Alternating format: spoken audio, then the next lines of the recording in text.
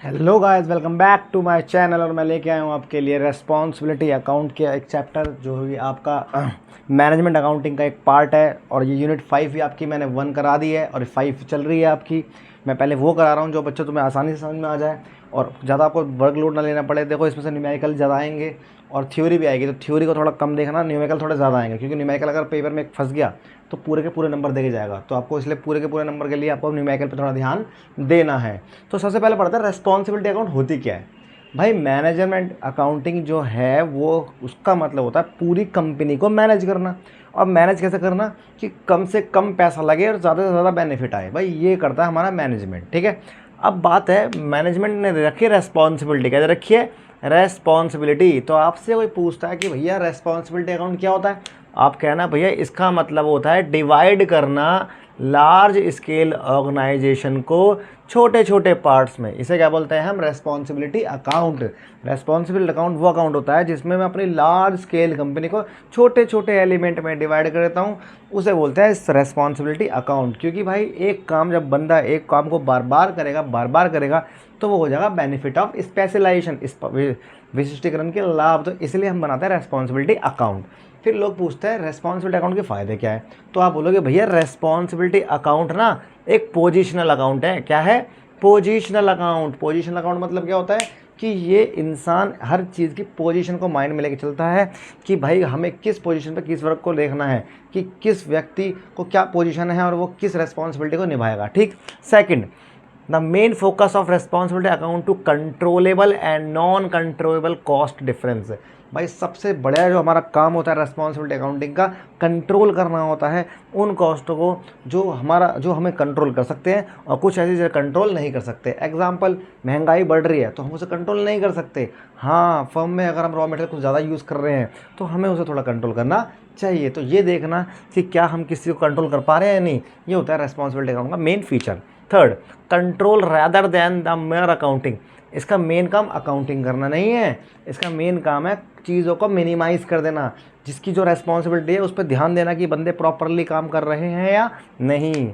Not an accounting by itself. देखा जाए कोई अकाउंटिंग नहीं है अपने आप में, ये अपने आप में अकाउंटिंग ना हो कि ये अपने आप में एक रेस्पॉन्सिबिलिटी है। क्या है? रेस्पॉन्सिबिलिटी। Next, transfer pricing. इसका मेन काम क्या होता है? Transfer pricing. ट्रांसफ़र प्राइसिंग का मतलब बोल रहा है कि transfer the responsibility to the subordinates, मतलब अपने अंडर जो काम कर रहे हैं उन तक को अपने रिस्पॉन्सिबिलिटी को ट्रांसफ़र करना। ठीक है, ये थे इसके क्या फीचर्स जो आपको पेपर में मे भी आ सकते हैं न्यूमेरिकल के और में। फिर आता है एडवांटेज। इसका फ़ायदा क्या होगा भाई? तो पहला फ़ायदा है manage a large diversified organisation. जिस कंपनियों में एक से ज़्यादा प्रोडक्ट बनते हैं, मतलब जैसे LG है, LG टीवी बना रही है, फ्रिज ही बना रही है, बहुत तरह के, ये तो डाइवर्सिफाइड। इसे क्या बोलते हैं? डाइवर्सिफाइड। तो भाई पहला फ़ायदा क्या है? रेस्पॉन्सिबिलिटी अकाउंट जो है मैनेज करता है ज़्यादा से ज़्यादा लार्ज डाइवर्सिफाइड ऑर्गेनाइजेशन को, जहाँ पे एक से ज़्यादा प्रोडक्ट बनते हैं उनके लिए बहुत फ़ायदेमंद होता है। Provide incentives to manager. जो बंदे ऐसे ऐसी कंपनियां होती हैं जिसमें एक से ज़्यादा प्रोडक्ट बनने होते हैं तो वहाँ के मैनेजर होते हैं, मैनेजर को इंसेंटिव मिलने का एक तरीका होता है क्या? आपका रेस्पॉन्सिबिलिटी अकाउंट। तीसरा है प्रोवाइड डिवीज़न ऑफ वर्क। ये ज़्यादा से ज़्यादा क्या प्रोवाइड करता है? Division of work. जैसे मैंने अभी डिस्कस किया, काम को बांट देना ताकि एक बंदा एक ही काम को करे।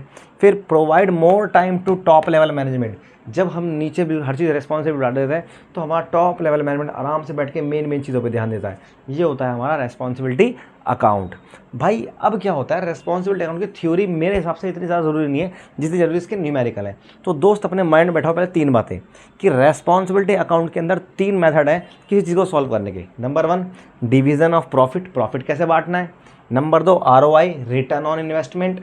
नंबर 3, रेसिडुअल वैल्यू या रेसिडुअल इनकम। अपने माइंड में सेट कर लो कि 3 न्यूमेरिकल किससे रिलेटेड है? रेस्पॉन्सिबिलिटी अकाउंट से। Number 1, division of profit, profit कैसे बांटे।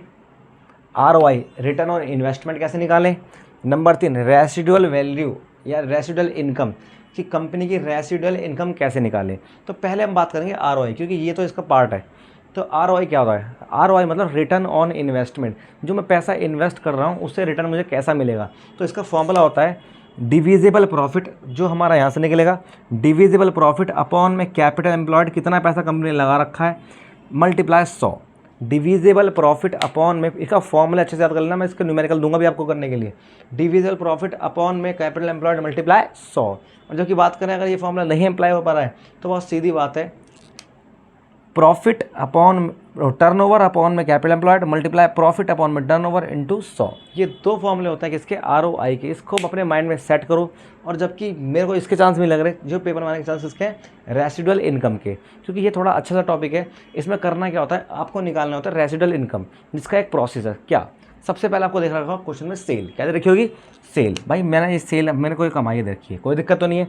अब जब सेल हमने करी होगी तो सामान को बनाने में खर्चा भी हुआ होगा।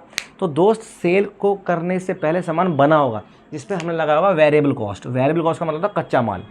कच्चा माल मतलब इलेक्ट्रिसिटी का खर्चा, ये सब हमने चेक किया है। तो सेल में से पहले माइनस करते हैं वेरिएबल कॉस्ट। जैसे आप सेल में से वेरिएबल कॉस्ट माइनस करते हो, निकल के आता है कंट्रीब्यूशन। क्या निकल के आता है, कंट्रीब्यूशन। कंट्रीब्यूशन में से माइनस करेंगे हम फिक्स कॉस्ट। क्या माइनस कर देंगे, फिक्स कॉस्ट। सारी कॉस्ट खत्म हो गई तो निकल के आ जाएगा प्रॉफिट। क्या निकल जाएगा, प्रॉफिट। भाई अब ये काम कर रहे तो आपने इंटरेस्ट भी पे करा होगा, तो फिर लास्ट क्या माइनस करेंगे, इम्प्यूटेड इंटरेस्ट। माइनस करते आ जाएगी रेसिडुअल इनकम। तो याद करने का तरीका, सबसे पहले आप क्या लिखोगे, सेल्स। सेल्स में माइनस करोगे वेरिएबल कॉस्ट। क्या निकल के आ गया आपके पास, कंट्रीब्यूशन। कंट्रीब्यूशन माइनस करेंगे fix cost. Fix cost minus करते आपके पास क्या आ जाएगा इस क्वेश्चन में, प्रॉफिट। अब प्रॉफिट में से अगर आपने इंटरेस्ट माइनस कर दिया तो आपके पास आ जाएगी रेसिडुअल इनकम। तो दोस्त ये आपका कॉन्सेप्ट है यूनिट नंबर 5 पूरी की पूरी, इसमें कोई चीज़ छूटी हुई नहीं है। तो मेरा कहने का मतलब ये है आपकी 2 यूनिट कवर अप हो जाएगी अगर आपने इन फॉर्मूला को याद कर लिया और इसको रीड कर लिया। तो आई होप आपको ये वीडियो अच्छी लगे और फास्ट जिसको देख के जो मेरे को बहुत सारे मैसेज कर रहे हैं उनका पूरी मन की इच्छा पूरी हो जाए। तो दोस्त इनको अच्छे से करके आओ, फेल मैं किसी को होने नहीं दूंगा। आप बेफिक्र रहना, बस जितना पढ़ा रहा हूँ उसको घर पे जाकर प्रैक्टिस जरूर करो, अच्छे से करो घर से, ठीक है। मिलते हैं नेक्स्ट क्लास में।